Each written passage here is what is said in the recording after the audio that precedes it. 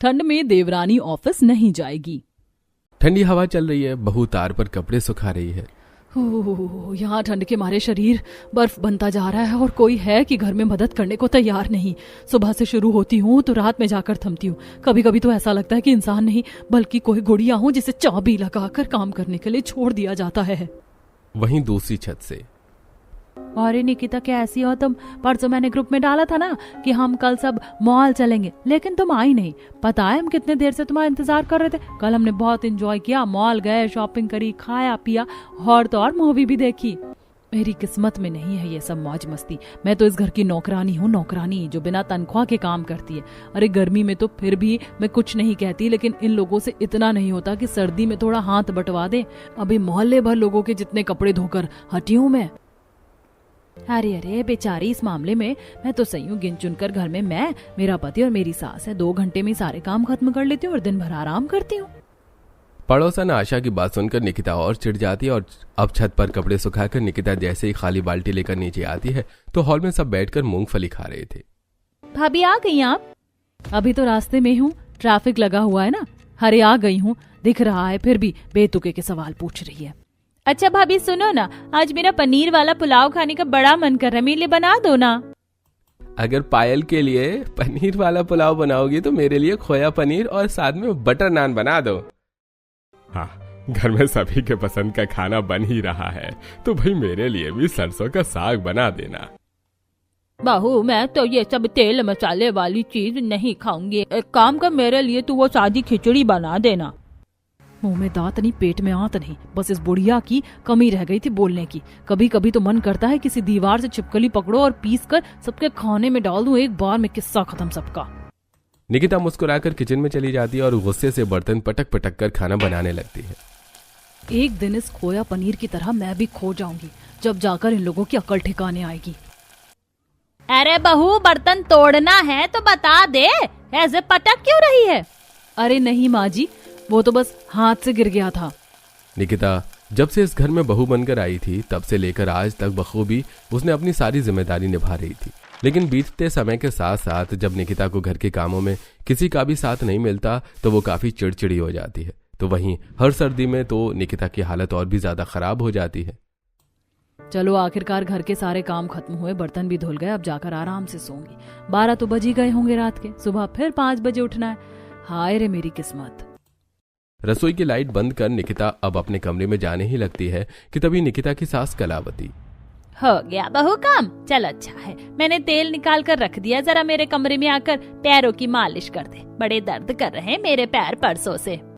निकिता को गुस्सा तो बहुत आता है लेकिन वो क्या ही कहती, और अब निकिता नींद भरी आंखों से अपनी सास के पैरों की मालिश करती है। मन तो कर रहा है इस बुढ़िया के पैर दबाने के बजाय टेटुआ ही दबा दूं, एक बार में इस बुढ़िया का खेल खत्म। तकरीबन आधे घंटे तक पैरों की अच्छे से मालिश करने के बाद निकिता आराम से आकर सो जाती है। घड़ी में रात के तकरीबन 2 बज रहे होते हैं कि तभी नींद में निकिता का पति राघव, निकिता मैंने ठीक से डिनर नहीं किया है, बड़ी भूख सी लग रही है, मेरे लिए मैगी बना दो ना। हे भगवान, इन घर वालों ने परेशान कम करके रखा है क्या, जो अब आपको भी चैन नहीं है? सो जाओ चुपचाप से, वरना मुझसे बुरा कोई नहीं होगा। निकिता को नींद में भी इतने गुस्से में देखकर राघव सो जाता है। तो वहीं अब निकिता की नींद खराब हो चुकी थी, इसलिए वो किलस कर राघव को नींद में लात मारने का नाटक करती है, जिससे राघव बेड से नीचे गिर जाता है। अरे बात में मुझे गधा बोलती है और गधे की तरह तो इसने लात मारी है। हाय मेरी कमर, मैं तो सोफे पर चला सोने। जैसे अब निकिता की घड़ी में सुबह 5 बजते हैं तो अलार्म से निकिता उठ जाती है और फिर से निकिता की ड्यूटी शुरू हो जाती है। लेकिन आज निकिता दोपहर तक घर के सारे काम खत्म कर लेती है, जिससे वो काफी खुश होती है। जाने कितने दिनों के बाद आज मेरा काम बिल्कुल समय से खत्म हुआ है। सभी लोग कहीं ना कहीं गए हुए हैं और पायल तो पढ़ाई कर रही है। आराम से जाकर शाम तक सो जाती हूँ। निकिता अपने कमरे में जाकर सोने की तैयारी कर रही होती है कि तभी निकिता की नंद पायल उसके कमरे में आती है। अरे पायल, तुम्हें कुछ चाहिए क्या? खाना मैंने बना दिया, खा लो। भाभी वो आज मेरी कुछ सहेलियां घर पर आ रही हैं। अच्छा, तो कितने बजे तक आएंगी तुम्हारी सहेलियां? मैं बाहर से उनके लिए कुछ ऑर्डर कर देती हूँ। नहीं भाभी, बाहर से रहने दीजिए ना, आपको तो पता है कि मैं ज्यादा बाहर का खाती नहीं हूँ। आप घर पर ही कुछ बना लीजिए। उन्हें चिली पोटैटो चाउमीन बहुत पसंद है और हाँ, आप स्प्रिंग रोल भी कितने अच्छे बनाती है, वो भी बना देना। 3 बजे तक आ जाएंगी वो। निकिता ने जो दिन में सोने का सपना देखा था वो सपना टूटने में जरा देरी नहीं हुई और अब निकिता पायल की सहेलियों के लिए खाना बनाती है। पायल, तूने बिल्कुल सही कहा था, तेरी भाभी तो बहुत अच्छा खाना बनाती है। वैसे तूने मुझे बताया था कि तेरी भाभी पिज्जा सैंडविच बनाती है, तूने वो नहीं बनवाया। कोई बात नहीं, जब नेक्स्ट टाइम आएंगे ना तो जरूर बनवाना। पता नहीं नेक्स्ट टाइम तुम कब आओगे, और वैसे भी पिज्जा सैंडविच में ज्यादा टाइम नहीं लगता। क्यों भाभी, बना दोगी ना प्लीज मेरी सहेलियों के लिए? हाँ हाँ, क्यों नहीं। फ्री की शेफ जो मिल गई है। क्या क्या सपने देखे थे कि आराम से पूरा दिन सोऊंगी, लेकिन इस पायल और उसकी सहेलियों ने तो सारे सपनों पर पानी फेर दिया। ये नंद नहीं, मेरी सौतन है, सौतन। ऐसे ही अब कुछ दिन गुजर जाते हैं और निकिता की यूं ही जिंदगी घर के कामों में चलती रहती है। कपड़े धोना तो फिर भी ठीक है, लेकिन ये इतने सारे कपड़े प्रेस करना, लगता है आधे दिन तो मेरा इसमें ही निकल जाएगा। और ये मैंने प्रेस कहाँ रख दी है? अरे हाँ, उमेश लेकर गया था, उसके कमरे में होगी। निकिता जब अपने देवर के कमरे में प्रेस लेने के लिए आती है तो देखती है उसका देवर उमेश हंसकर किसी से कॉल पर बात कर रहा है। अरे हाँ बाबा, याद है मुझे, कल शाम में मिलना है हमें। चलो हमें रखता हूँ, रात में वीडियो कॉल करेंगे। Okay bye, I love you too. Umesh जैसे ही कॉल करके पीछे मुड़ता है तो देखता है कि निकिता उसकी सारी बातें सुन रही है, जिससे घबरा कर अरे अरे भाभी, आप कुछ चाहिए था क्या आपको? हाँ, लेकिन वो इतना जरूरी नहीं। ये बताइए किससे बातें कर रहे थे? किसी से नहीं भाभी, वो तो बस मेरा पुराना दोस्त था। दोस्त को आई लव यू टू कौन कहता है? अब झूठ बोलने का कोई फायदा नहीं है, मैंने सारी बातें सुन ली। बता दीजिए कौन है वो लड़की, वरना फिर मैं माँ जी से इस बारे में बात करती हूँ। नहीं भाभी, अब आपसे क्या ही छुपाऊंगा। उसका नाम गीता है, कॉलेज में मेरे साथ में है। हम दोनों एक दूसरे को बहुत पसंद करते हैं। उसके फैमिली में तो हमारे बारे में पता है, लेकिन अभी तक मैंने ही अपने घर में कुछ नहीं बताया है। पता नहीं माँ पापा क्या बोलेंगे, क्या वो लव मैरिज के लिए मानेंगे भी या नहीं। अरे मैं हूं ना, मैं माँ जी से इस बारे में बात करती हूँ, तुम टेंशन मत लो। अरे भाभी सच, आप सच में माँ से इस बारे में बात करोगी? हाँ मैं बात करूंगी, लेकिन पहले मैं उस लड़की से मिलना चाहूंगी। हाँ भाभी, क्यों नहीं, जरूर, मैं आपको कल ही गीता से मिलवाऊंगा। उमेश निकिता को अपनी गर्लफ्रेंड गीता से मिलवाता है। निकिता को पहली नजर में ही गीता पसंद आ जाती, तो अब निकिता घर की बड़ी बहू और उमेश की भाभी होने के नाते अपने सास ससुर से इस बारे में बात करती है। और निकिता के समझाने पर सभी गीता के परिवार वालों से मिलने के लिए राजी हो जाते हैं और सभी को गीता पसंद आ जाती है। और अब कुछ दिनों में उमेश और गीता की शादी होती है, जिसकी सबसे ज्यादा खुशी निकिता को होती है। इतनी खुश तो मैं अपनी शादी में भी नहीं हुई थी जितने अपने देवर की शादी में हो रही हूँ। अब मेरी देवरानी आ जाएगी और घर के काम की जिम्मेदारी भी हटकर आधी हो जाएगी। चलो, इतने सालों के इंतजार करने के आखिरकार मुझे आराम मिलने वाला है। इसी तरह दिन गुजरते हैं और आखिरकार गीता और उमेश की भी शादी हो जाती है। आज गीता की पहली रसोई की रस्म होती है, जिसमें वो तरह तरह के पकवान बनाती है। और ये कई सालों में पहली बार था कि निकिता आज सभी के साथ खाने के लिए बैठी थी और कोई उसकी प्लेट में खाना परोस रहा था। भाभी, इन्होंने मुझे बताया था कि आपको गाजर का हलवा बहुत पसंद है, इसीलिए मैंने स्पेशली आपके लिए बनाया है, खाकर बताइए। निकिता खाती है। अच्छा बना है गीता, इतना टेस्टी गाजर का हलवा तो मैं भी नहीं बना पाती। मैंने तो कभी सोचा ही नहीं था कि मैं भी इस घर में सुकून से बैठकर खाना खाऊंगी और कोई मुझे खाना परोसेगा। पता नहीं कौन सी जेठानियां होती हैं जो अपनी देवरानी से जलती है। मैं तो अपनी देवरानी को अपनी बहन बनाकर रखूंगी। अपनी देवरानी के आने से निकिता काफी ज्यादा खुश थी। अब इसी तरह दिन बीतते हैं और अगले दिन निकिता को उठने में जब देरी हो जाती है तो हे भगवान, 5 बजे का अलार्म लगाया था, ये बजा क्यों नहीं? 6 बज गए। सभी का नाश्ता बनाना है, टिफिन तैयार करना है और केतन को भी तो स्कूल के लिए उठाना है। स्कूल के लिए वो लेट ना हो जाए। निकिता जल्दी से उठती है और नहा धोकर जैसे ही बाहर आती है तो देखती है कि उसका बेटा केतन स्कूल के लिए रेडी होकर डाइनिंग टेबल पर बैठकर अपना नाश्ता कर रहा है। तो वहीं गीता डाइनिंग टेबल पर नाश्ता लगा रही है। भाभी उठ गई आप? Good morning. मैंने नाश्ता बना दिया और सबका टिफिन भी तैयार है। मैं आपको पता, चाची ने मेरे लिए नाश्ते में गर्मा गर्म आलू के पराठे बनाए और टिफिन में पनीर की भुर्जी बनाई है, वो भी मेरे कहने पर। पता नहीं कैसे आज मेरी आंख खुली ही नहीं, मैं तो घबरा गई थी। इसमें घबराने की क्या बात है, अब मैं आ गई हूँ ना। चलिए अब आप भी नाश्ते के लिए आ जाइए, मैं बाकी सबको बुलाकर लाती हूँ। पूरा परिवार बैठकर साथ में नाश्ता करता है। तो वहीं गीता घर के कामों में भी निकिता की काफी मदद करती है। निकिता झाड़ू लगाती तो गीता पोछा लगा देती है और अब दोनों देवरानी जेठानी बाजार से सामान लेने के लिए भी साथ में जाती हैं। पता है गीता, पहले घर का राशन सब्जी वगैरह सामान मैं अकेले लेकर आती थी। इतने से काम में भी मुझे अकेलेपन की वजह से बड़ा भारी लगता था, लेकिन अब देखो तुमसे बातें करते करते कब इतना सारा सामान ले लिया पता ही नहीं चला। पर अब तो हम घर भी पहुंचने वाले हैं। देवरानी जेठानी होकर भी दोनों बहनों की तरह एक साथ रह रही थी। भाभी आपने सब्जी बना तो दी है, तो मैं रोटी बना देती हूँ और चावल भी बनने वाले हैं, आप जाकर थोड़ा आराम कर लीजिए। ऐसे ही अब गीता की शादी को पूरा 1 महीना हो चुका था। निकिता शाम को अपने और गीता के लिए कॉफी बना रही होती है। कॉफी का मग लिए निकिता जैसे ही गीता के कमरे में पहुंचती है तो देखती है कि गीता फॉर्मल कपड़ों पर प्रेस कर रही है। अरे गीता, तुम ये फॉर्मल कपड़े किसके प्रेस कर रही हो? देखने से तो लड़की के लग रहे हैं, लेकिन अभी तो पायल की कहीं जॉब भी नहीं लगी है। अरे भाभी, ये फॉर्मल कपड़े पायल के नहीं बल्कि मेरे हैं। मेरी शादी के लिए जो लीव ली हुई थी वो खत्म हो गई है ना, कल से मुझे ऑफिस जाना है, तो उसी के लिए प्रेस कर रही थी। सुबह टाइम नहीं मिलेगा। अपनी देवरानी के मुंह से ऑफिस जाने की बात सुनकर निकिता के तो पैरों तले जमीन खिसक जाती है। क्या कहा ऑफिस? लेकिन गीता, तुम्हारी शादी हो चुकी है ना, तो अब तुम्हें जॉब करने की क्या जरूरत है? और भगवान की कृपा से घर में तो किसी भी चीज की कमी भी नहीं है। भाभी, जॉब तो मैं अपने शौक के लिए करती हूँ। शादी से पहले जब मैं आपसे मिली थी तो मुझे आपको इस बारे में बताना था, लेकिन दिमाग से निकल गया। लेकिन माँ जी को तो मैंने इस बारे में बता दिया था। निकिता जल्दी से इस बारे में जाकर अपनी सास कलावती से बात करती है। गीता बहू ने मुझे बता रखा है कि उसे नौकरी करनी है, और अच्छी बात है, आज के समय में तो पति पत्नी दोनों को नौकरी करनी चाहिए। लेकिन माँ जी, मैंने तो शादी के बाद नौकरी नहीं की, तो भला गीता कैसे कर सकती है? तूने हमसे कभी बोला कि तुझे नौकरी करनी है? और गीता बहू की नौकरी करने से तुझे क्या दिक्कत हो रही है? जा जाकर मेरी चाय बना कर ले आ। सालों की मेहनत के बाद मुझे एक खुशी मिली थी, मैं इसे जाने नहीं दे सकती। अगर मेरी देवरानी नौकरी पर जाएगी तो फिर से घर की सारी जिम्मेदारी मुझ पर आ जाएगी। नहीं नहीं, कुछ भी हो जाए, लेकिन मैं इस ठंड में अपनी देवरानी को ऑफिस जाने नहीं दूंगी। फिर से काम का भार अपने ऊपर आने के डर से निकिता काफी ज्यादा परेशान थी। ऐसे ही अब अगला दिन आ जाता है और गीता सबके लिए चाय नाश्ता बनाकर ऑफिस के लिए अपने फॉर्मल कपड़े पहनकर तैयार हो जाती है। भाभी, आप तो इन फॉर्मल कपड़ों में काफी अच्छी लग रही हो। थैंक यू पायल। माँ जी, अब मैं चलती हूँ, नाश्ता बना दिया, टिफिन भी तैयार है, शाम को मैं टाइम से आने की कोशिश करूंगी। वो तो ठीक है गीता बहू, लेकिन ये निकिता बहू कहाँ रह गई? सुबह से दिखी ही नहीं। गीता और कलावती जब निकिता को देखने के लिए उसके कमरे में जाते हैं तो देखते हैं कि निकिता का शरीर काफी ज्यादा तप रहा है। भाभी, क्या हुआ? आपकी तबीयत तो ठीक है ना? पता नहीं गीता, रात को तो मैं ठीक भली सोई थी, सुबह होते होते क्या हो गया?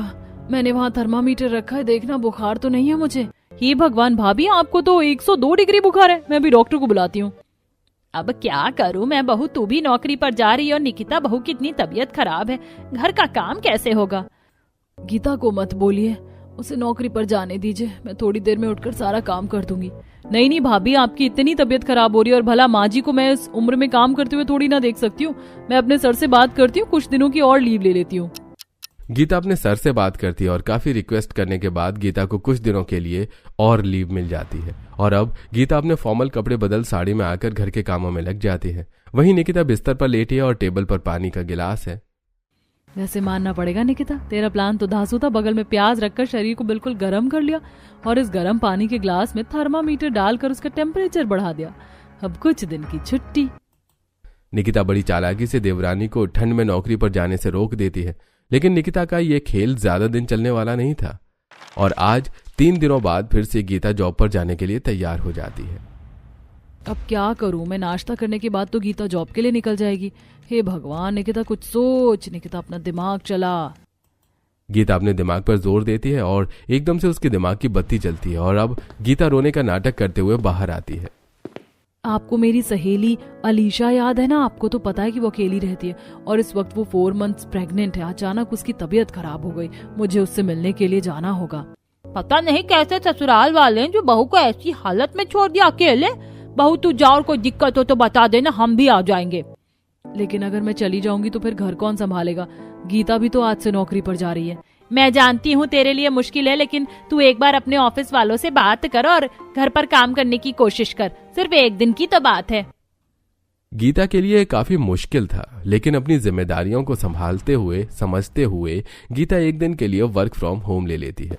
तो वहीं निकिता बाहर आराम से घूमती है और अगले दिन निकिता गीता के ऑफिस जाने वाले कपड़ों को छुपा देती है। भाभी, आपने मेरी दोनों व्हाइट फॉर्मल शर्ट देखी है, मिल ही नहीं रही है। अब मैं क्या पहन कर जाऊंगी ऑफिस? लगता है आज साड़ी में ही ऑफिस जाना पड़ेगा।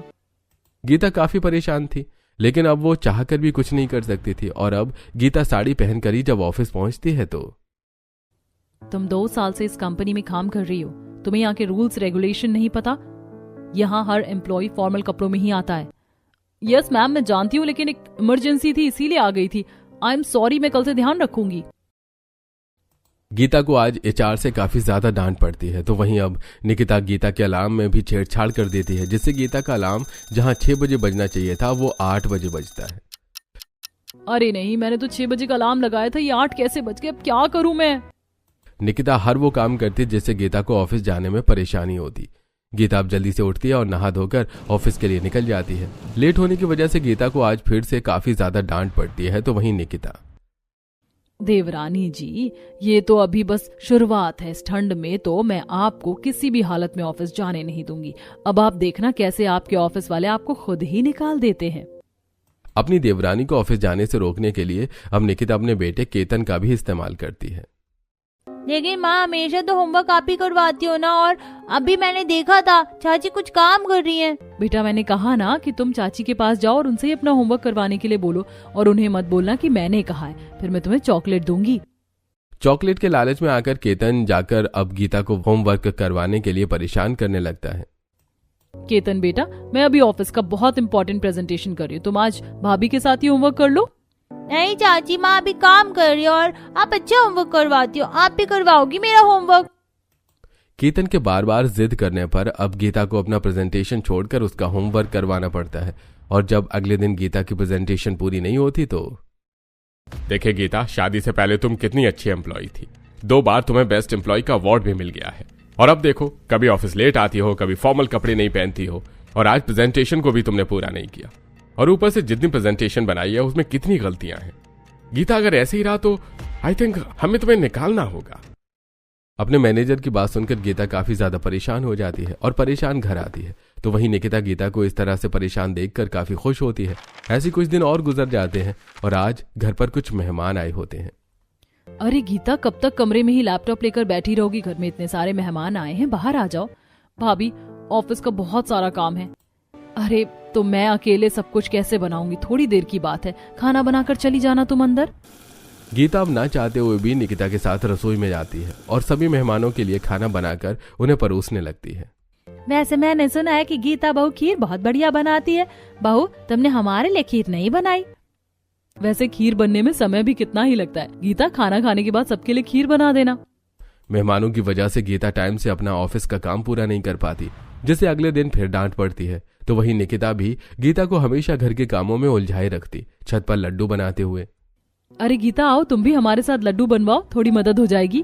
हाँ बहू, तू भी सीख ले गोंद के लड्डू बनाना, सर्दी में बड़े काम आते हैं।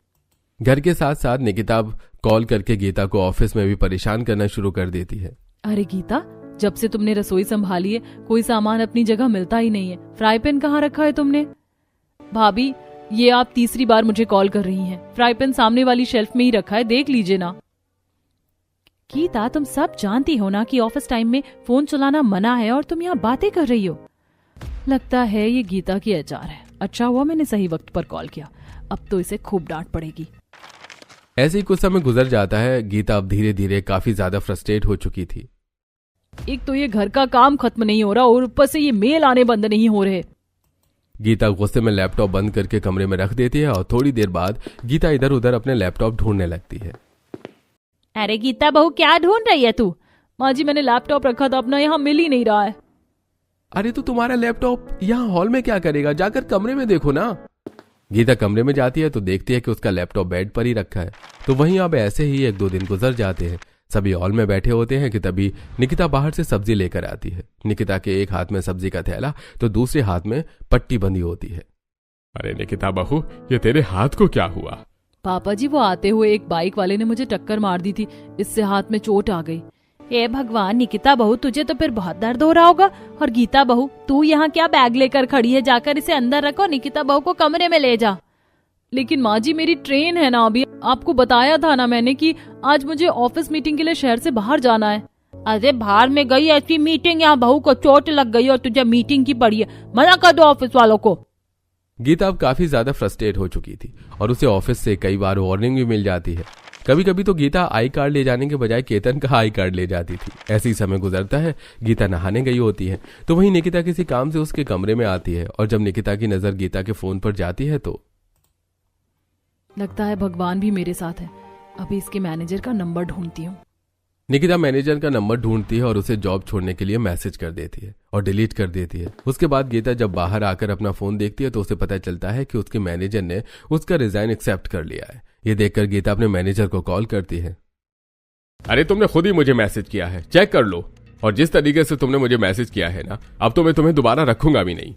सर आपको कोई गलत फहमी हुई होगी, मैंने सच में कोई मैसेज नहीं किया। आप तो जानते हैं ना कि मुझे अपनी जॉब कितनी प्यारी है। अगर तुम्हें अपनी जॉब से प्यार होता तो तुम अपनी रिस्पॉन्सिबिलिटी निभाती, लेकिन अब ऐसा नहीं है। इतना कहकर गीता का मैनेजर कॉल कट कर देता है। तो वहीं गीता को अभी भी कुछ समझ में नहीं आ रहा था। परेशान होकर गीता अब इस बारे में बात करने के लिए निकिता के कमरे में जाती है तो देखती है कि निकिता खुशी से नाच रही है। अब मेरी देवरानी ठंड में जॉब पर नहीं जाएगी और मेरे साथ घर संभालेगी। वाह निकिता, तेरा प्लान तो सक्सेसफुल हो गया। कमरे के बाहर खड़ी गीता। इसका मतलब ये सब निकिता भाभी ने किया है। भाभी अब देखना मैं आपको कैसे सबक सिखाती हूँ। इससे पहले गीता निकिता को सबक सिखाती कि अगले दिन गीता की तबीयत खराब हो जाती है और जब लेडी डॉक्टर उसका चेकअप करती है तो सबको पता चलता है कि गीता प्रेग्नेंट है। तुमने तो बहुत जल्दी दादी बना दिया मुझे। अब तुम बच्चा होने तक घर का कुछ भी काम नहीं करोगी और पूरा दिन आराम करोगी। निकिता, तुम्हें अपनी देवरानी का अच्छे से ख्याल रखना है। ये आप क्या कह रही हैं? गीता कुछ भी काम नहीं करेगी? हाँ बहू, अच्छा हुआ कि इसने नौकरी छोड़ दी। जब तू पेट से थी तब मैंने भी तुझे कौन सा काम करने दिया था? निकिता ने खुद ही अपना पैर कुल्हाड़ी पर जाकर मार दिया था और अब निकिता पर घर की पूरी जिम्मेदारी के साथ साथ गीता की भी जिम्मेदारी संभालती।